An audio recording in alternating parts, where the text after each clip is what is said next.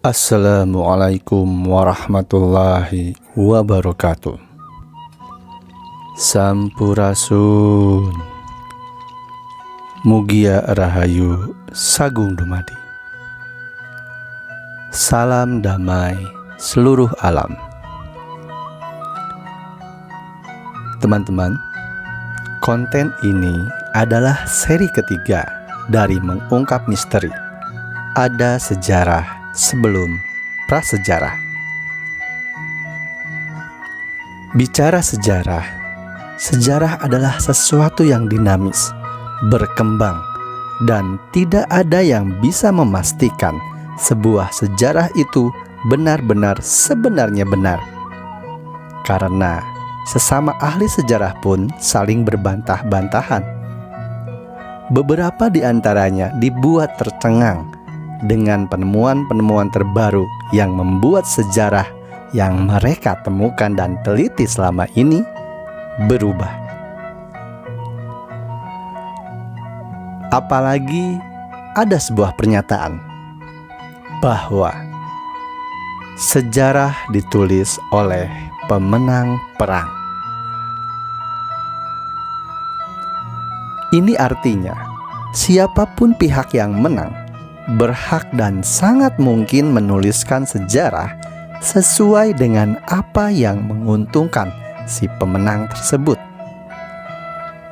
Dia bebas merubah, menambah, bahkan menghapus sejarah sebenarnya. Sejarah mengenai perjuangan dan kemerdekaan bangsa Indonesia saja banyak yang kini dikoreksi dan konon masih banyak yang disembunyikan. Apalagi sejarah peradaban manusia. Di seri ketiga ini, saya akan menyampaikan mengenai bangsa-bangsa lain yang hidup semasa dengan bangsa Brodela. Bangsa yang disinyalir membangun tembok raksasa di dasar laut Jayapura, Papua. Allahu a'lam bishawab.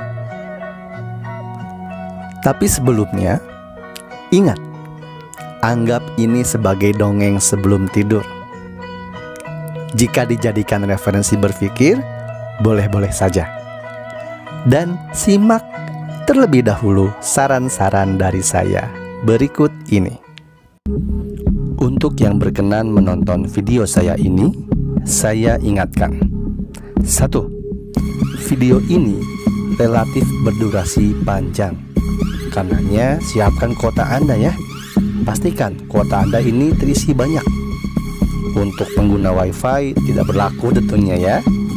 2. Video ini berisikan hal-hal yang mungkin tidak masuk logika Anda, tidak sepaham dengan Anda, atau tidak bisa Anda terima dari sisi manapun menurut ilmu, pengalaman, dan wawasan Anda. 3. Tontonlah keseluruhan video dari awal sampai akhir dan simak dengan baik dan benar isi video. 4. Jangan menelan mentah-mentah isi video. Kaji dan olah kembali dengan pikiran dewasa dan hati tenang. 5. Jangan menonton isi video ini dengan dorongan hawa nafsu amarah dan emosi negatif. 6. Ambil baiknya jika ada, buang buruknya. 7. Pastikan berdoa sesuai agama dan kepercayaan Anda sebelum menyaksikan. 8. Hati-hati berkomentar, karena komentar Anda menunjukkan siapa dan seperti apa diri Anda. Masih mau menyaksikan? Jika Anda mengurungkan niat, ini adalah saat yang paling tepat. Silahkan tutup video ini lalu beralih ke video yang lain. Tapi jika Anda masih berminat dan semakin tertarik, selamat menyaksikan.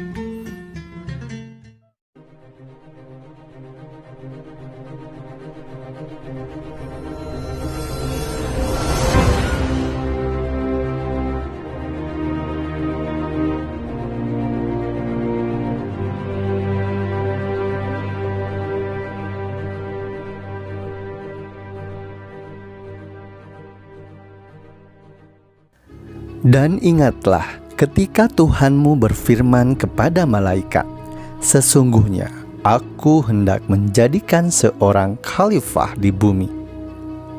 Mereka bertanya tentang hikmat ketetapan Tuhan itu dengan berkata, Adakah engkau ya Tuhan kami hendak menjadikan di bumi ini orang yang akan membuat bencana dan menumpahkan darah atau saling berbunuh-bunuhan? Padahal kami senantiasa bertasbih dengan memujimu dan mensucikanmu. Tuhan berfirman, Sesungguhnya Aku mengetahui akan apa yang kamu tidak mengetahuinya. Menurut kitab suci yang ada, sebelum Nabi Adam turun ke bumi, diceritakan bahwa yang menempati bumi ini adalah bangsa jin yang dikelompokkan menjadi dua, Abaljan dan Bananul Jannah. Dua kelompok tersebut tidak pernah bersahabat, bahkan terus-terusan bertempur. Kemudian Allah Subhanahu wa Ta'ala memutuskan akan menciptakan khalifah baru, dan malaikat menanyakan kepada Allah, apa akan membuat orang untuk menjadikan khalifah di bumi yang selalu yasfiqu dima, pertumpahan darah, menciptakan pertumpahan darah. Jika kita mengacu pada keterangan sebelumnya, sebelum Nabi Adam alaihissalam ada dua bangsa jin yang menghuni bumi. Tapi di keterangan selanjutnya ada kata saling menumpahkan darah. Apakah jin berdarah? Bukankah bangsa jin adalah makhluk gaib? Kata menumpahkan darah ini lebih tepat disematkan kepada manusia. Manusia adalah makhluk berwujud fisik, yang mana darah adalah salah satu unsur yang membuat manusia hidup. Berhentinya aliran darah atau kehabisan darah membuat manusia mati.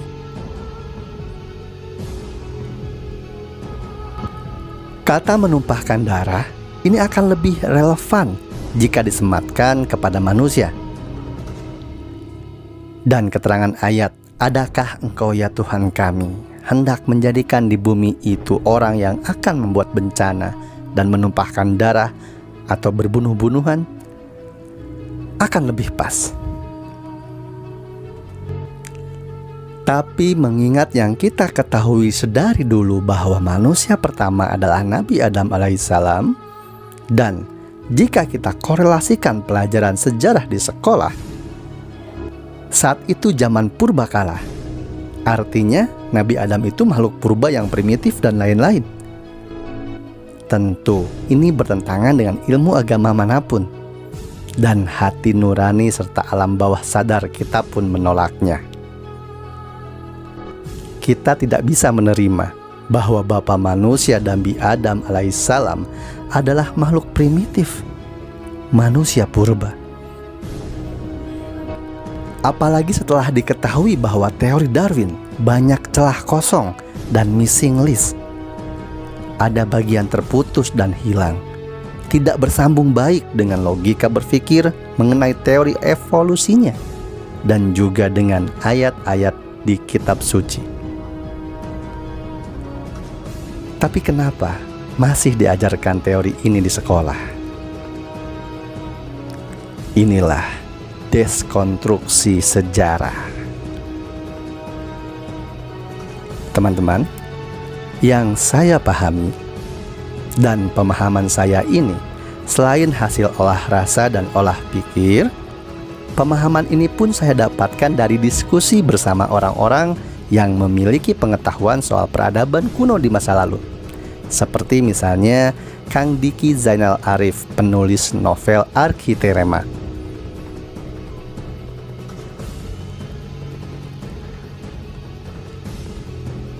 Saya bertemu Kang Diki sudah beberapa kali, bahkan sebelum saya rajin membuat konten di channel YouTube ini, sebelum teman-teman mengenal saya di YouTube.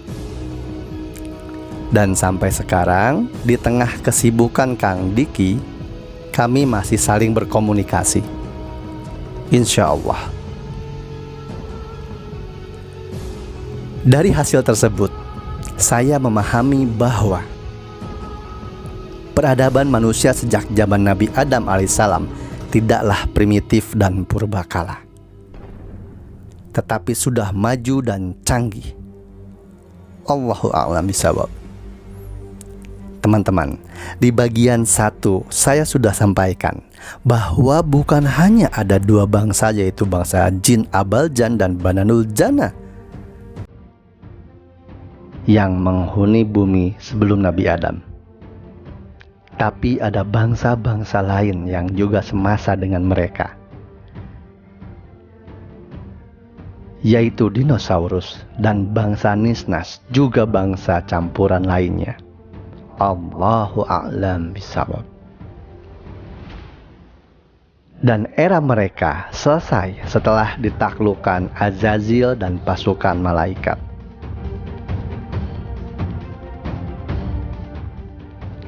Lalu setelah itu, akhirnya Allah Subhanahu wa ta'ala menciptakan Nabi Adam. Di antara Azazil, malaikat, dan Adam diberikan ilmu oleh Allah karena tujuannya untuk menjadikan khalifah pengganti di bumi. Setelah diuji, ternyata yang lulus dari ujian tersebut adalah Nabi Adam alaihi salam. Di sini ada kata diuji. Di dalam ayat-ayat di kitab suci memang tidak diterangkan jelas dan detail tentang pengujian ini.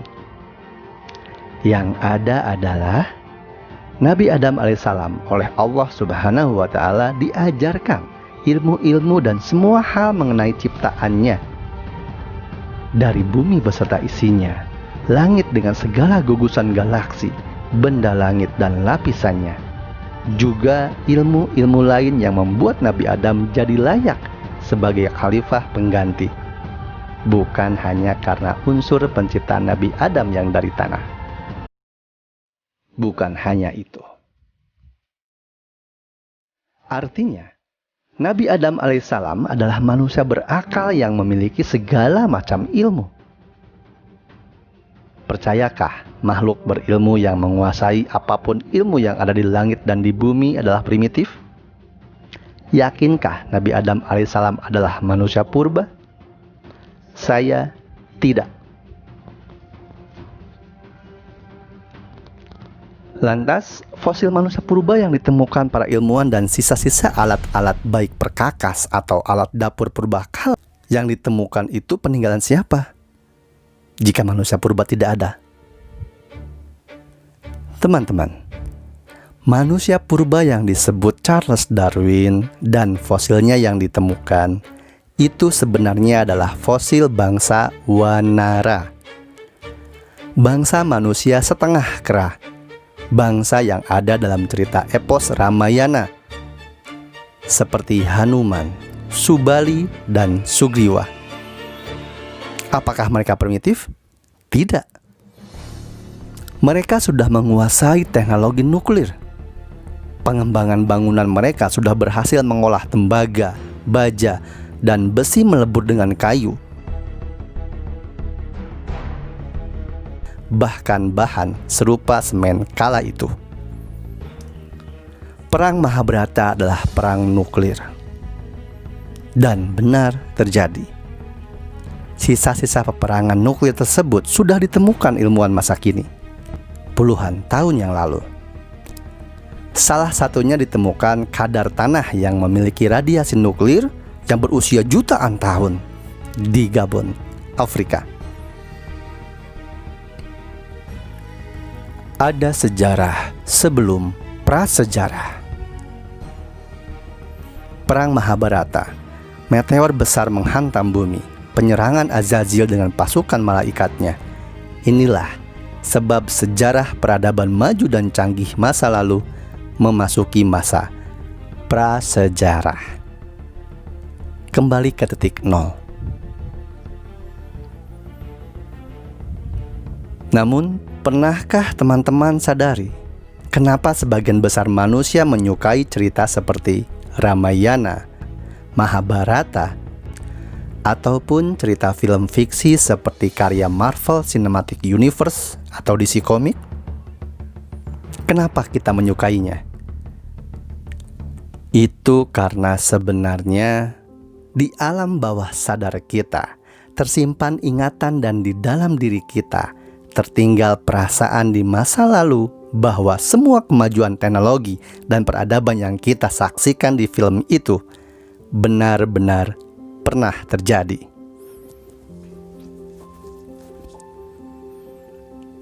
Ingatan dan perasaan dari mana?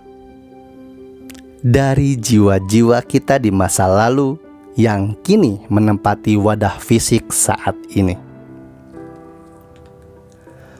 Ada jiwa-jiwa yang tepat mendapatkan wadah fisiknya, dan ada yang tidak atau belum cukup tepat. Bagi jiwa-jiwa yang tepat mendapatkan wadah fisiknya, maka ingatan dan perasaan itu dapat diproyeksikannya, yang orang umum sekarang menyebutnya imajinasi. Allahu a'lam bishawab. Lalu bangsa apakah yang sejaman dengan bangsa Rama? Bangsa yang kini ceritanya menjadi epos di Ramayana dan Mahabharata? Bangsa Rama ini sejaman dengan masa bangsa Lemuria dan Atlantis. Lalu bangsa Broden? Bangsa ini ada terlebih dahulu sebelum bangsa Lemuria dan Atlantis ada, bersama bangsa-bangsa lainnya. Sejamankah dengan era para nabi-nabi di kitab suci? Atau lebih dulu sebelum adanya Nabi Adam alaihissalam? Hal ini masih menjadi diskusi panjang dan penelitian berkelanjutan. Ada yang menyatakan sejaman dengan Nabi Adam alaihissalam dan berakhir di zaman Nabi Nuh. Ada juga yang menyatakan sebelum era Nabi Adam. Semua masih menjadi diskusi panjang dan penelitian berkelanjutan, baik secara akal dan logika berpikir, penelitian spiritual, ataupun time travel. Insya Allah konten ini bersambung ke bagian 4. Semoga ini bermanfaat. Salah kurangnya saya mohon maaf. Rahmat berkah melimpah untuk kita semua. Jaga akal, jaga hati, jaga rasa, dan jangan takut. Wassalamualaikum warahmatullahi wabarakatuh. Salam damai seluruh alam.